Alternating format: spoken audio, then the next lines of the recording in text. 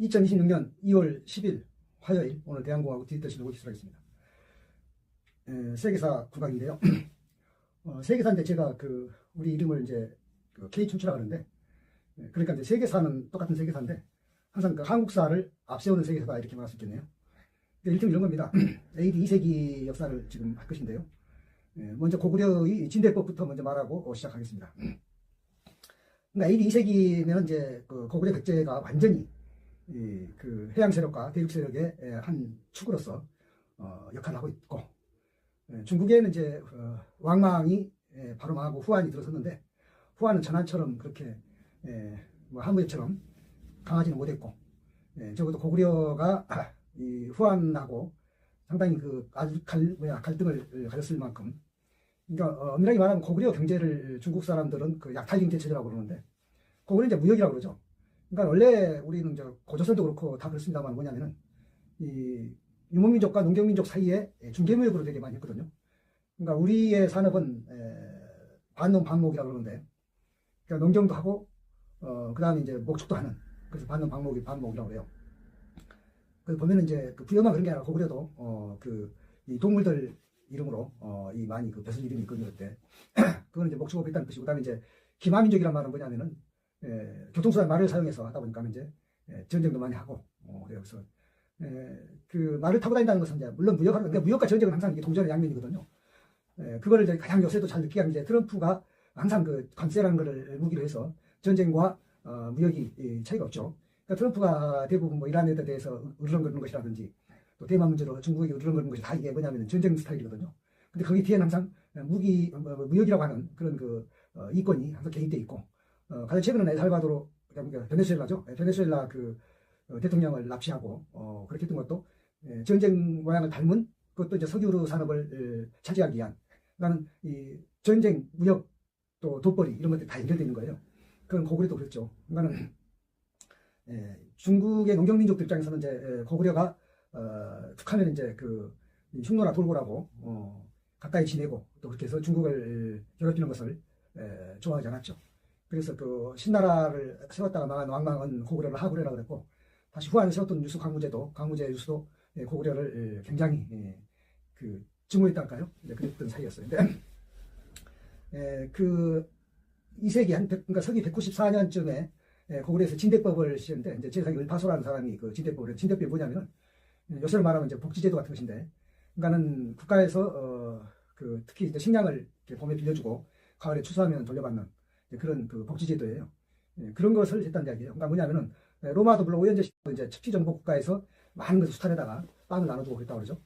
그럴 때 이제 고구려도 그런 진대법을 실시할 만큼 국가의 그런 이 복지 체제가 잘 구축이 되었다 이렇게 말할 수 있고, 그러니 우리는 이 삼국시대 역사를요, 실제로 삼국으로부터 수백 년이 지난 서기 한 12세기 그때 김부식이 쓴 삼국사기에 의존해가지고 그냥 어렴풋이 내다볼 뿐인데, 실제로 김부식이 삼국사기를 쓰기 훨씬 전에 삼국시대에 고구려는 이문진이 쓴 유기와 신집이라고 하는 국사책이 있었고, 그 다음에 백제는 고흥이 쓴 서기라는 역사책이 있었고, 신라는 거체부가 쓴 국사라는 역사책이 있었단 말이에요.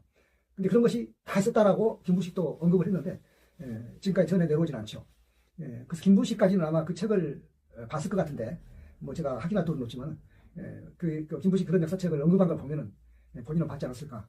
그러면 그 뒤로 사라진 것은 누구의 근거에서 사라졌을까, 그런 궁금증이 있는데, 하여튼 아쉽죠. 왜냐하면 중국이나 일본은 모든 그런 오래된 역사들이 다 있는데 우리는 기껏 써놓고도 그것이 사라졌다는 아쉬움이 있는데, 그래서 우리가 들여다보지를 못하죠.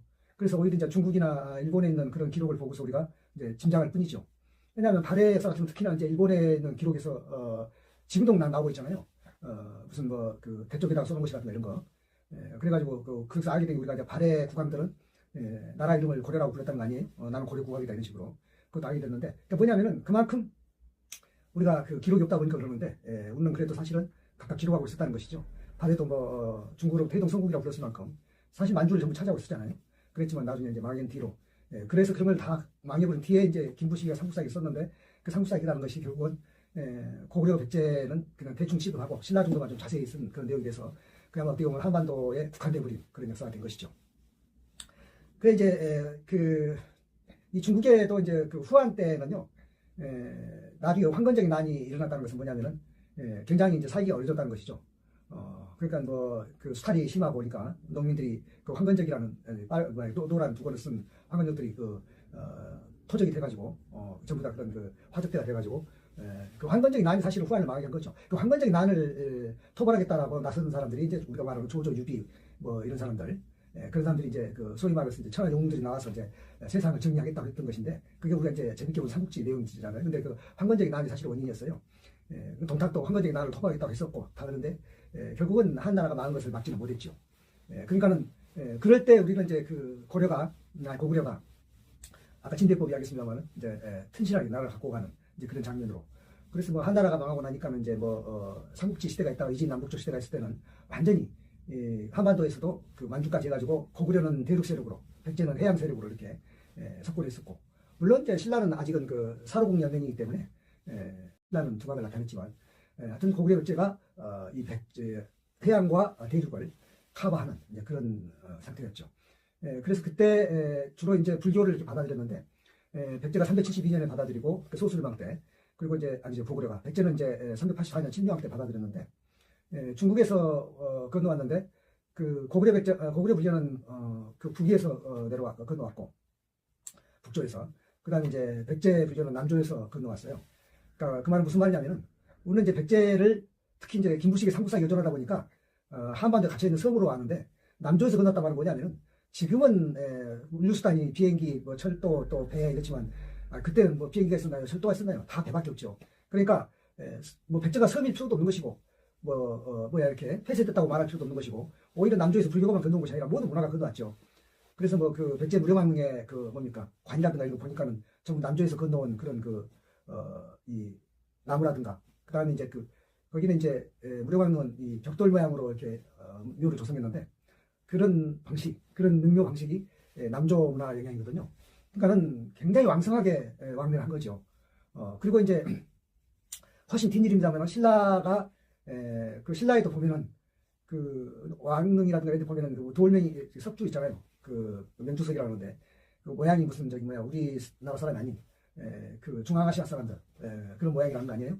그러니까 뭐냐면은 그 사사랑조 페르시아가 이렇게 무역을 해가지고 특히 유리공예 같은 것은 우리는 없었거든요. 그 왕릉에서 유리공예가 발굴됐는데 그런 건 전부 사사랑조 그 페르시아와 무역을 했다고 하는 흔적인데, 그러니까 이런 식으로 그러니까 이제 이 한반도라는 것이 김부식이 써놓은 것만 보면 정말로 그 한쪽 기퉁이라는 느낌이 들지만은 실제로는 그것이 아니고 굉장히 광범하게 국제적으로 있었다는 것이죠.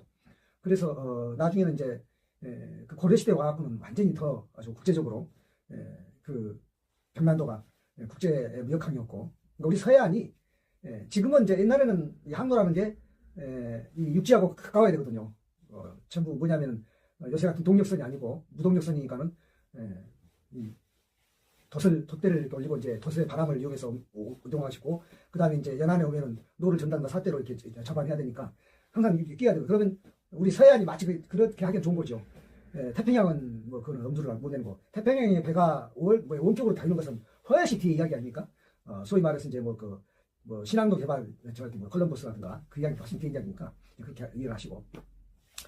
그 다음에 이제 제가 해주고 싶은 이야기 뭐냐면 이 철기 문화라는 것을 제가 말을 하고 싶은데, 세계사니까 세계 4대 문명들이 청동기 문명이었고, 그 청동기 문명이 꽃을 피웠고 심지어는 지금까지도 영향을 주고 있는 것인데도 그 청동기 문명 자체 왕조들이 무너진 것은 누구 때문이냐? 항상 철기 문화한테 무너진 거예요. 대부분 인더스 문명도 철기 문화한테 무너져가지고서 겐지스강으로 이렇게 이동해서 하여튼 이 주객이 전도됐고, 그 다음에 이제 메소포타미아는 더 말할 것도 없고, 그리고 이집트 문명도 마찬가지로 철기 문명에 의해서 망했죠.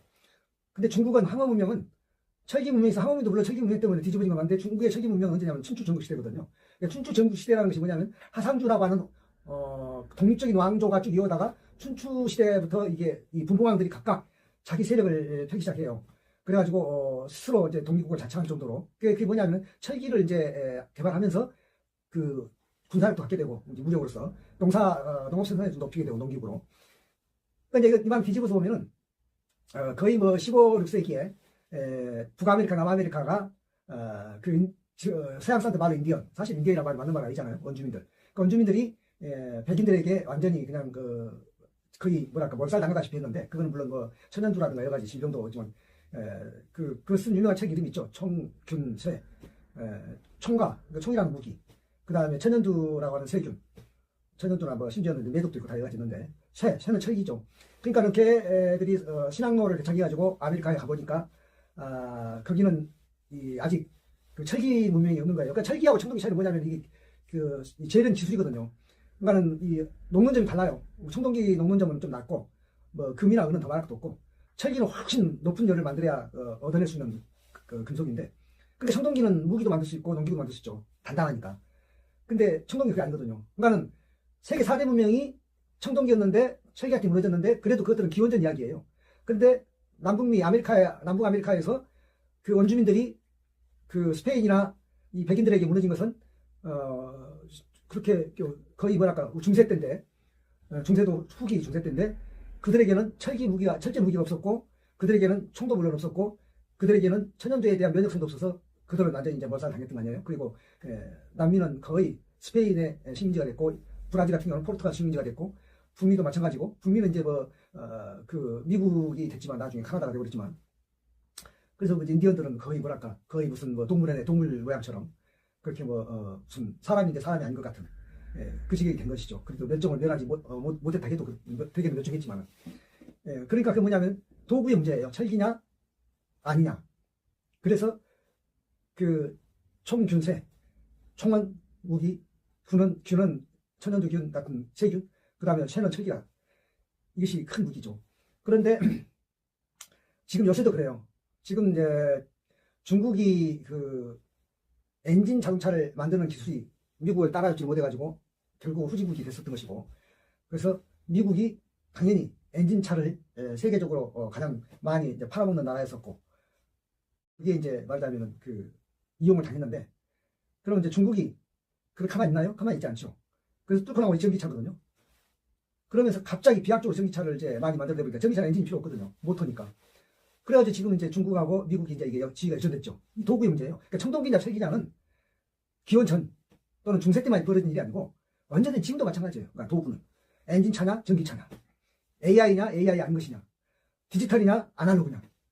그러니까 오늘 이런 거 항상 생각해야 돼요. 그러니까 베네수엘라가 지금 그 미국 옆에 붙어가지고서 세계 거지라고 할 정도로 나라가 편해졌는데, 베네수엘라가 가장 석유를 많이 가지고 있는 나라라고 하잖아요. 매장량이 많다는 나라인데, 그러니까 많은 것이 좋은 것이냐.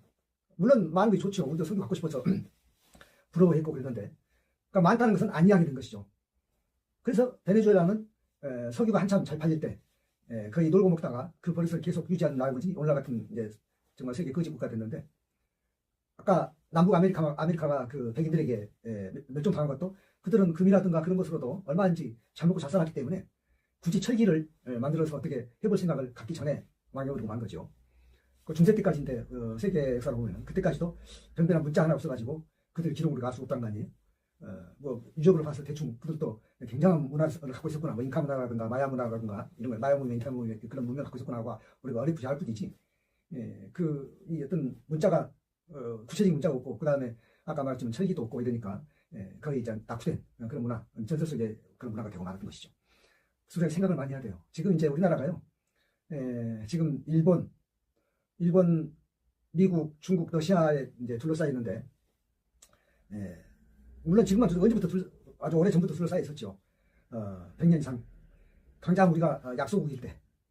그래가지고 이만큼이나 이제 잡았는데, 지금은 그 전과는 다르게 우리가 분명한 지위를 갖고 있기 때문에 이거를 일본한테 도약하는 시기로. 그러니까는 아까 베네수엘라가 석유가 많았기 때문에 오히려 오늘날의 베네수엘라 불행이 왔다는 것처럼, 우리가 석유가 있었으면, 우리가 석유가 없기 때문에 우리 나름대로 석유가 없는 것을 극복하기 위해서 애를 쓰고 오늘날까지 이렇게 도약해 왔는데, 앞으로도 우리 처지가 상당히 여러 가지로 불리한 것도 있지만, 그러나 우리는 이런 것을 오히려 이기라는 것이 이연과 기회란 거 아니에요?